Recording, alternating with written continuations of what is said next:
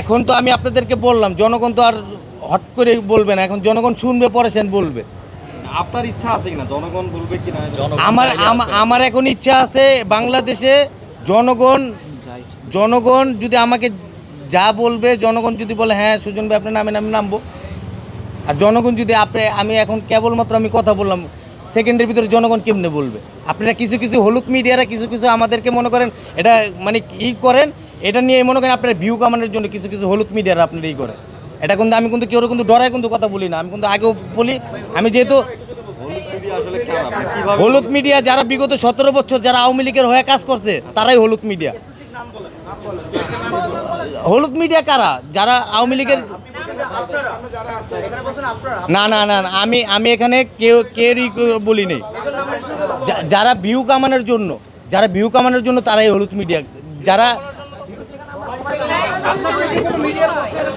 না না না ভাই, কিছু কিছু হলুদ মিডিয়ারা আমাদেরকে মনে করেন মন্তব্য করে, বলে সুজন ভাই আপনি কোটি কোটি টাকার মালিক হয়ে গেছেন গা।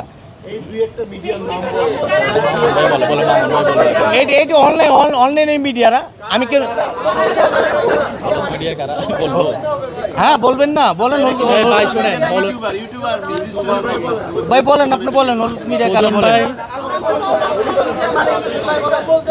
ওই যে মাহি বা শাওনেরা যে আসছে, এটা তো সামনে আসার কথা, কেন আনছে?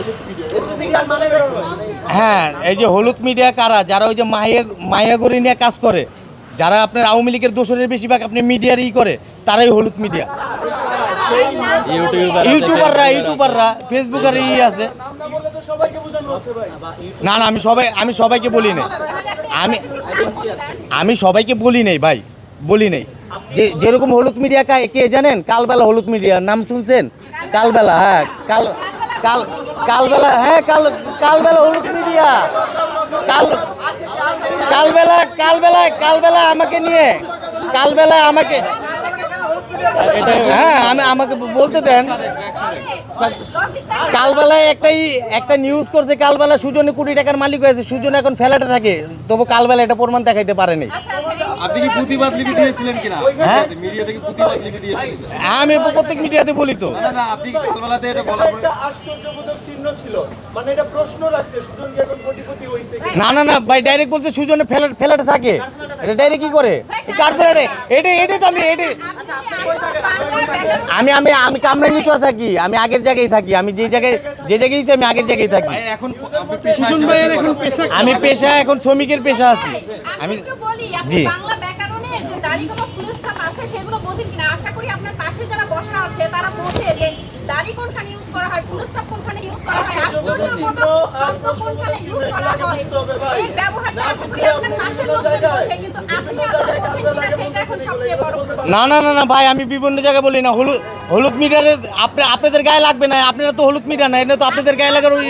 কালবেলা হলুদ মিডিয়া, তার পিছনে আপনাকে এক্সাক্ট লজিক দাঁড় অবশ্যই কালবেলা হলুদ মিডিয়া, অবশ্যই কালবেলা হলুদ মিডিয়া, কালবেলা হলুদ মিডিয়া।